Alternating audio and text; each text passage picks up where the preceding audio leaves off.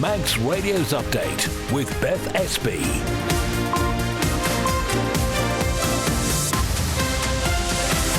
Well, first of all, good evening. Welcome to Update here on Manx Radio. So if you've missed the news today, don't worry, we'll bring you up to speed over the next half hour. Coming up, the island's parole committee says openness, justice and transparency are key to how it works. And we're going to hear more as it's released new details today about the parole and temporary release systems.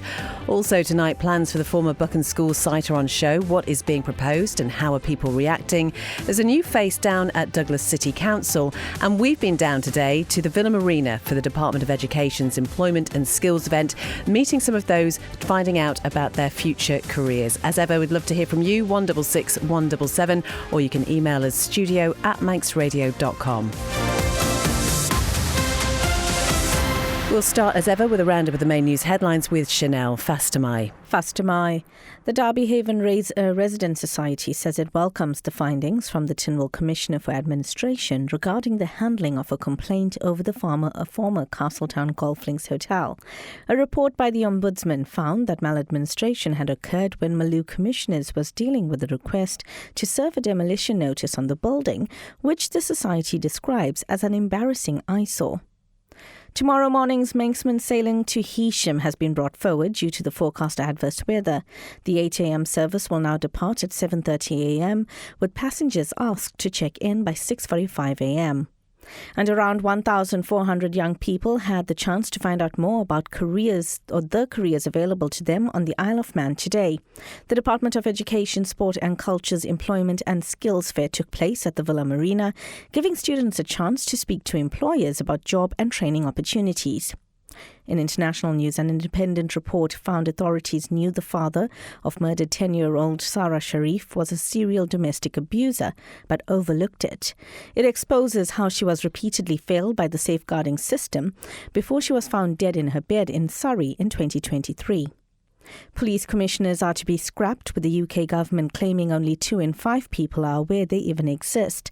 The powers will be taken on by mayors and council leaders. And Alan Carr's Madame Tussauds waxwork has had a makeover following his celebrity traitor's win. He's now on display at the London attraction, dressed in the show's famous green cloak.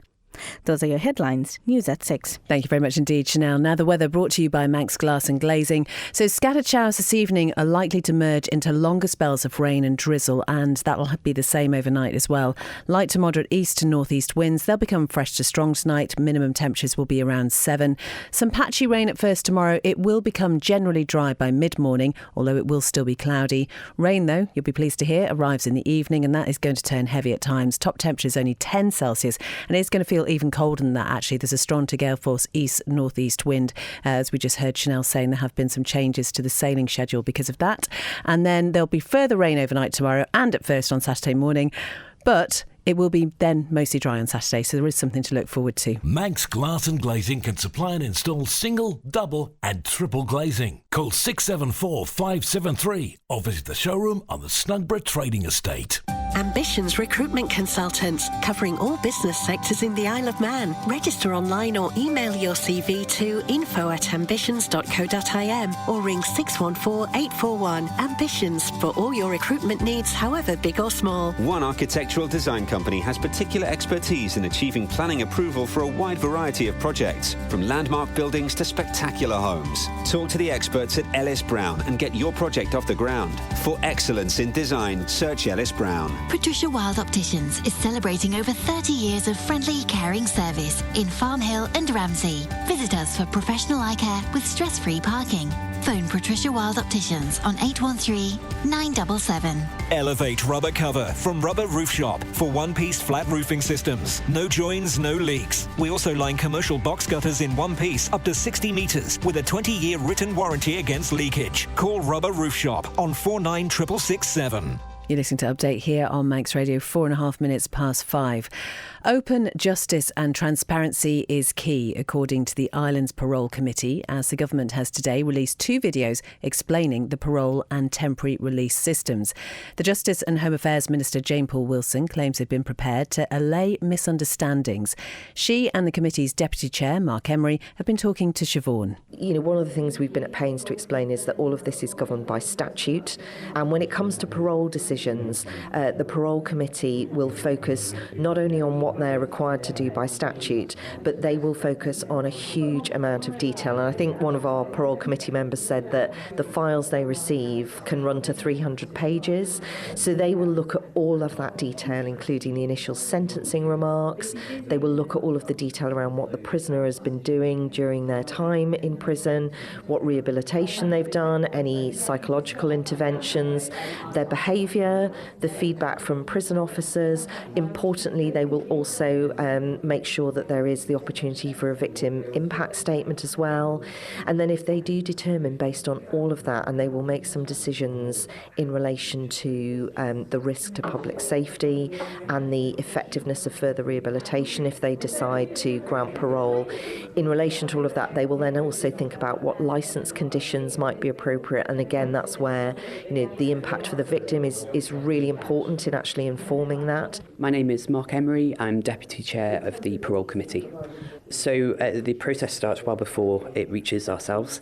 The pack that we consider involves reaching out to victims, and they have an opportunity to submit a victim impact statement, which is crucial in terms of our job is to protect the public of the Isle of Man, and we take that responsibility very seriously. And the victim is obviously one of the key people that we must protect as part of that process. Open justice and transparency is key. Obviously, there is a limit to that, but it's about making sure that the public understand the rationale behind our decisions. That's the Deputy Chair of the Islands Parole Committee, Mark Emery, and before that, the Justice and Home Affairs Minister, Jane Poole-Wilson. And you can find out much more about that, as ever, on the Manx Radio website. 7 minutes past 5, and a man jailed for 6 years and 6 months for allegedly attacking a man in a lane in the Isle of Man's capital has been released after prosecutors offered no evidence for a retrial. Sean Cowper has the details. 41-year-old Donovan Kitching was found guilty of wounding with intent to cause grievous bodily harm at trial in May 2024 and was sentenced in October the same year. However, BBC Isle of Man reports that in September, Judge of Appeal Anthony Cross and Acting Deemster Simon Farrell found his conviction was unsafe due to the credibility of the evidence provided by the victim and quashed the conviction. A retrial was ordered, but the prosecution chose not to pursue it, offering no further evidence, and a not guilty verdict was recorded.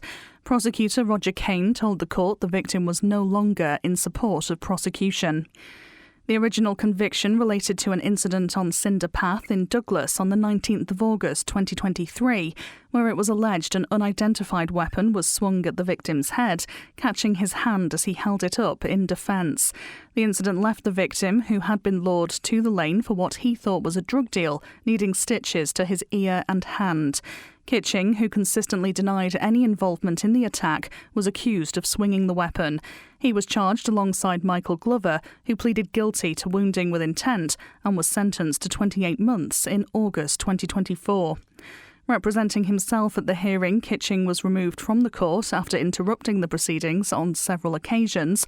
He told the court, "I am innocent. I have been in prison for 2 years for something I didn't do." Sean Cowper reporting.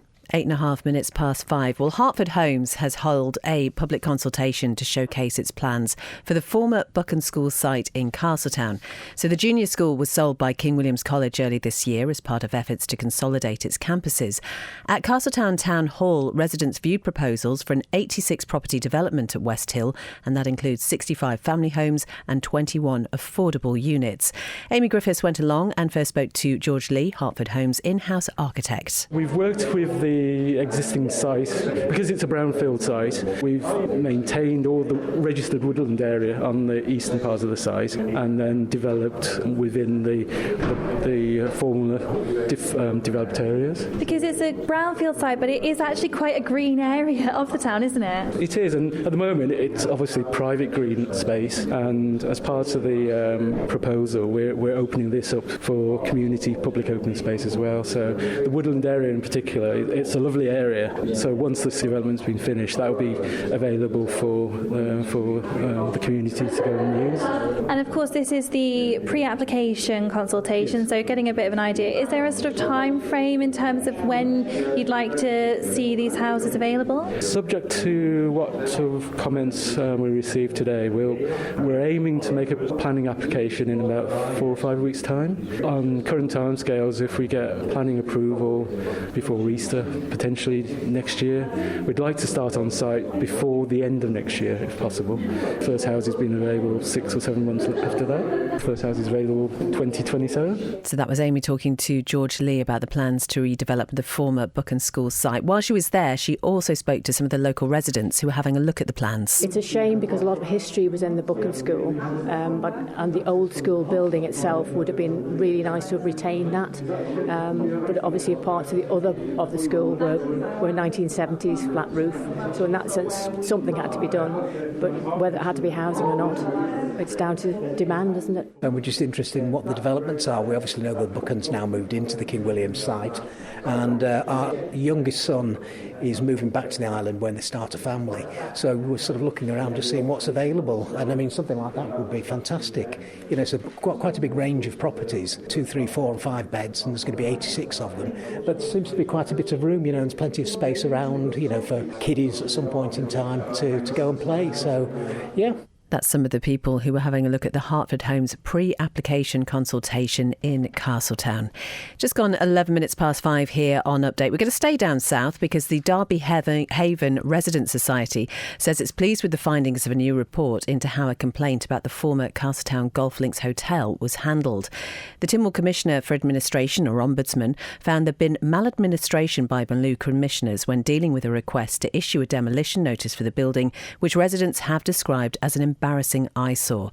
So this report will be laid before Tynwald next week, and the residents group is now calling on members to consider whether local authorities should have more power to demolish derelict or dilapidated properties. Local democracy reporter Emma Draper has been talking to Sean Murphy from the Residents Society. The Tynwald Commissioner came to us to seek our views because we had been heavily involved throughout the planning process when the previous owners had submitted their planning application. So, yeah, we've had a long history of concern and obviously interest in the site because it is a very important site within Derby Haven for us Derby Haven residents, and we're keen to see that site is, you know, restored to its true potential, really. So what does the Society think about the report, and what did you make of it when it was published? Well, the Ombudsman's gone to quite considerable lengths to take on board the various views and responses from the various parties. And that process has taken quite a long time. It's a very extensive report extending to over 220 pages. So, yes, I think the Ombudsman has captured anything that can possibly be said in terms of the whole process that Maloux commissioners have engaged with in terms of the core issue of the condition of the former Castletown Golf Links Hotel. Do you see the report like benefiting the Residents Society and the situation with the hotel? Do you see any at all? I think the report does serve to highlight some of the issues involved with dealing with dereliction, and that's really why we call on Tynwald to take this chance to review how these powers operate. I think in terms of Derby Haven, all being well, because we now have a new owner of the site, they have indicated that they've actually appointed a contractor to undertake demolition of the building once all of the necessary approvals are in place. So I think we can reasonably confidently say that things are now starting to move, and the eyesore at least will be removed. Thereafter, it will be down to a planning application, we assume at some stage by the new owners, to do something with that site. That was Sean Murphy from the Derby Haven Residents Society talking to Emma there about the Tynwald Ombudsman's report into Maloux commissioners and the Golf Links Hotel. We have invited Maloux commissioners to respond if they wish. Manx Radio Travel, driven by Quayside Tyres and Service Centre. So nothing to report on the police pages, which is good news. Still quite a lot of standing water around in some places though, so do take care with that. Lots of temporary lights around as well. Johnny Watterson's Lane between Governors Hill and Cronknamona. Also on Prospect Hill still as well. King Edward Road at Port Jack. The Glendarrick Road is closed for tree works. There are temporary lights on the Lazaire Road approaching Parliament Square. Also on Ballure Road in Ramsey, and also in Laxey there are temporary lights on the Ramsey Road near Ardreatt. Looking down at the airport, all okay down there. And then the latest with the steam packet this evening, all okay. It's due back in the Manxman into Douglas at around about 5:30, heading out again to Heysham at 7:15. But that sailing tomorrow, as we heard, has been brought forward. It's going to go a half an hour earlier at 7:30. Quayside Tyres and Service Centre with 1 year's free engine warranty from Castrol. Get more with Quayside. It's just coming up to 5:15. So do you remember thinking about your next steps when you finish school? Perhaps your children are going through some of that decision process making now. Well, we were down at the Department of Education, Sport and Culture's Employment and Skills Fair down at the Villa Marina today. And these students, Ben and Charlie, told Christian why the university route is not for them. For the roles that I'd potentially want to do after school, which is normally finance, I didn't see the benefit of going to university when it costs so much and when I could get the professional qualifications here and earn money whilst learning towards a qualification. Do you think you'll miss out though on university? People often go to university to experience like freshers. Obviously I'd like to experience that, but I think long term it'd be more beneficial for me just for the cost and for the time as well. 3 years at university is a long time. I think it'd be still beneficial to me to stay. I'm the same. I want to go into finance, and I think it would just be most suitable for me to stay on Ireland and earn while I learn instead of going to university and having to come back and do the same exams really. And with the nightlife, I mean, you might miss out on stuff over at uni, but you can always go away and meet your friends that are at uni, so I don't think you might not miss out as much. And do you think a degree still has the same weight that it used to potentially? I definitely think for certain qualifications it's valuable. Obviously if you want to go into like medicine or law, obviously then I think it's definitely valuable, but I think on the Isle of Man when finance is such a big sector, it just makes sense really to stay and earn and learn here again. Yeah, I reckon if you're going into certain sectors like law and medicine, I think a degree is probably needed, and I think if you can go into a sort of job like finance where you can learn on the island as well as doing the same at uni, then it's probably more beneficial to stay on the island. And just last question, obviously the Isle of Man is recognised as being quite a big financial hub. Do you think you'll ever move over to the UK, maybe work somewhere like Canary Wharf? Who knows, we'll have to see where we go then. Yeah, definitely I'd like to work away. If I could get my qualifications done here, then I'd love to travel. That's Ben and Charlie talking to Christian down at the Department of Education's Employment and Skills Fair, which took place at the Villa Marina today. 5:17. So there's a new face in Douglas City Council, and she says she's determined to help some of the island's most vulnerable residents. Charlotte Traynor was elected to represent the Central Ward in last month's uncontested by-election, and actually she admits she didn't expect to end up in local politics. But she says now she wants to make sure small businesses and local producers are properly supported, and she's looking forward to working with people right across the Douglas community. She's been talking to local democracy reporter Emma Draper. I've been working a lot in the homelessness arena on the island recently, as well as having an involvement with bail and probation. And I suppose I've seen a slightly different side of the island that I wasn't really privy to before. And I've become quite passionate about being an advocate for the most vulnerable and at-risk people that we have on the island and making sure that their basic needs are met, essentially. So I've been doing a lot of work privately anyway, and then I happened to be speaking to some of the local councillors in my area who said that actually the kind of work that I was doing is the sort of work that you do at the council, and that they'd love to have me on board if I was lucky enough to be elected and if I had the time and capacity. I think I'm just excited to be able to advocate for the most at-risk members of our town and to be a slightly different voice and perspective for Douglas City. Is there anything you're looking forward to in particular now that you're on the council? If I'm absolutely honest, I think the thing I'm looking forward to is understanding the system a little bit better and being a little bit more comfortable with the processes. The people here have been so welcoming and so friendly and seem to be willing to do anything to help me adjust, which is so lovely. But I think I'll feel a little bit more confident in myself and be a bit more raring to go once I'm a bit more familiar with everything that's going on, because it's a whole different world. So are there any specific issues that you'd like to try and help solve? Anything that jumps out to you? My other background is education, and with that has come a lot of community engagement and community building, and I also do some regenerative design, which is all about kind of improving systems to make them work for people and places a little bit better. So I suppose the other side of it is that I'd really like to try and do anything and everything to just enhance that sense of community that we have. We have such a brilliant sense of community on the island, but to be able to harness that and strengthen it as much as possible, I'm really looking forward to trying to play a part in. That was New Douglas councillor Charlotte Traynor talking to Emma about why she has joined the local authority. It's coming up to 5:20. OK, so what is your star sign? And here is another question. What would a Manx version of that star sign look like?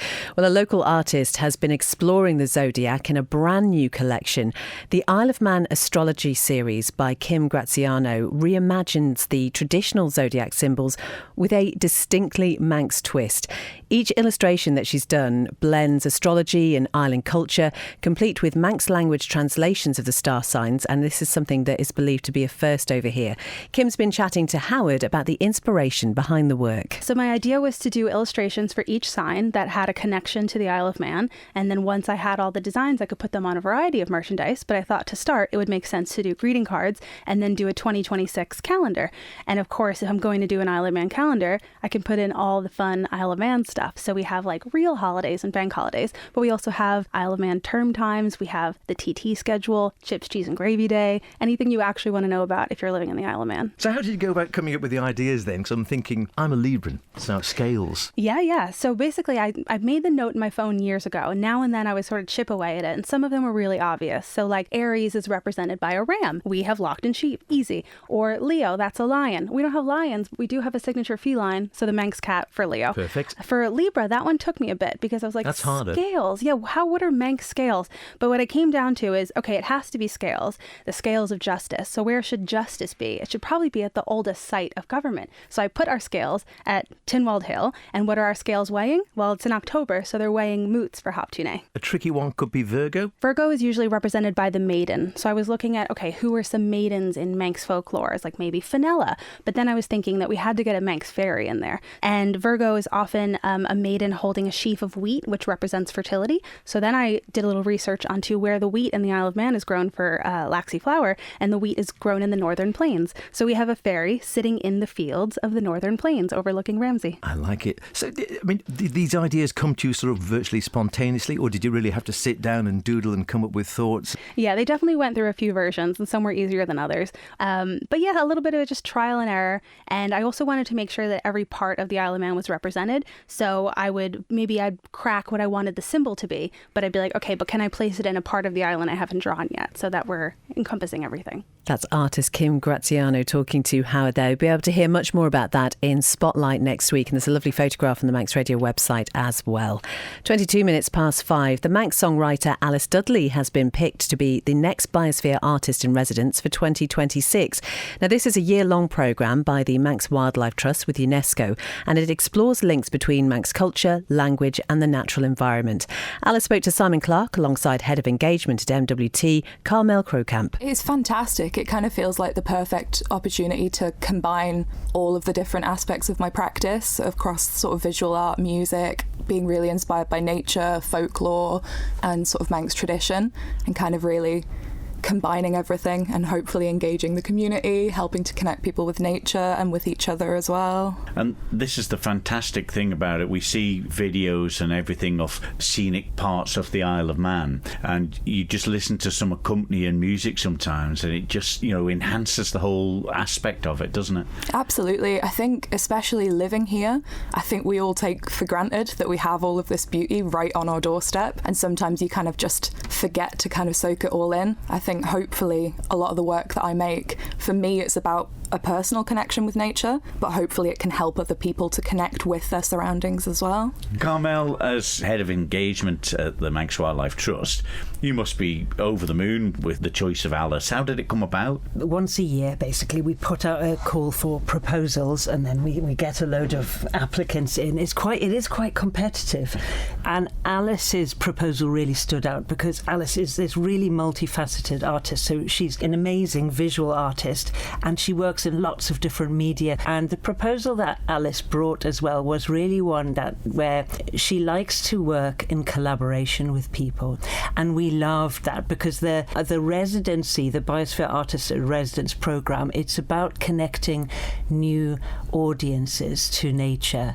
And in a way, this is sort of, Alice comes as this sort of propagator hub already. She's going to bring different media and different artists all together. That's Carmel Crocamp from the Manx Wildlife Trust, and also Alice Dudley, who is the new Biosphere Artist in Residence for 2026. 5:25 just about. Well, let's join Rob Pritchard now for this evening's sports news. Faster my Rob. Faster my. First off, Manx triathlete Will Draper is set to make his third appearance on the T100 Triathlon World Tour this weekend. The Ireland competitor has earned another wildcard entry to the series, this time for the penultimate round in Dubai this Saturday. Well, Draper has competed as a wildcard competitor on two previous occasions in the championship this season, each time finishing inside the top 15. Saturday's race is due to get underway at 11:30am local time. Well, the first of Draper's wildcard appearances on the tour saw him place 15th in Vancouver, Canada in June in round 3, before improving in round 4 in London in August to cross the line in 11th spot. Elsewhere in Poole, the second Flyer event has been taking place at the Comas Hotel today ahead of the 2025 IPA Grand Finals starting tomorrow. Multiple Manx players have been involved in the 41-player elimination event throughout today. Dave Pickersgill and Frankie Pitts were the Isle of Man representatives who got the furthest into the competition. Both bowed out in the last 16, with Pickersgill losing out to Scotland's Lewis McCowell and Pitts defeated by Morgan McInnes, also of Scotland. Tomorrow is when the main pro events get underway, with David Adnor the only Manx player involved in the pro draw. Meanwhile, there'll be multiple other Ireland competitors qualified for the amateur event, which starts from tomorrow. And in motorsport, Davy Todd has set the fastest time during opening free practice at the 2025 Macau Motorcycle Grand Prix. The 2024 Senior TT winner topped the charts overnight with a best pace of 2 minutes 26.210 seconds, whilst his Zico BMW Motorrad teammate Peter Hickman went second quickest at 2 minutes 28.451 seconds. Completing the top three was Rob Hodson on his SMT Racing Honda, less than half a second further back at 2 minutes 28.824. Elsewhere, the quickest of the Manx representatives on day one was Santa Man Michael Evans, who finished the session in 10th, clocking 2 minutes 33.241 seconds on the RC Express Honda.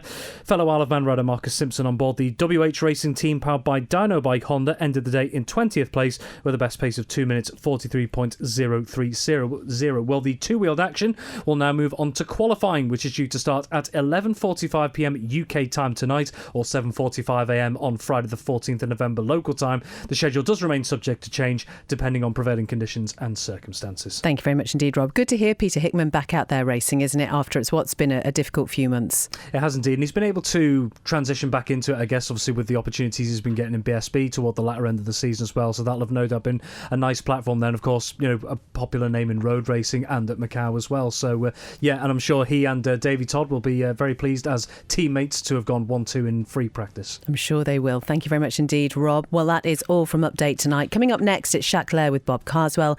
At 6pm, Greatest Hits with Chris Kinley, and then at 9, A Little Light Music with Morris Powell. And as ever, Morris plays the best in light classics, from Handel in the Strand to the Skater's Waltz. So that is all coming up at 9 and will be available straight afterwards as a podcast on the Manx Radio website. And then Rianne will be looking after Hours from 10. Whatever you're doing this evening, have a good one. We'll talk to you again tomorrow.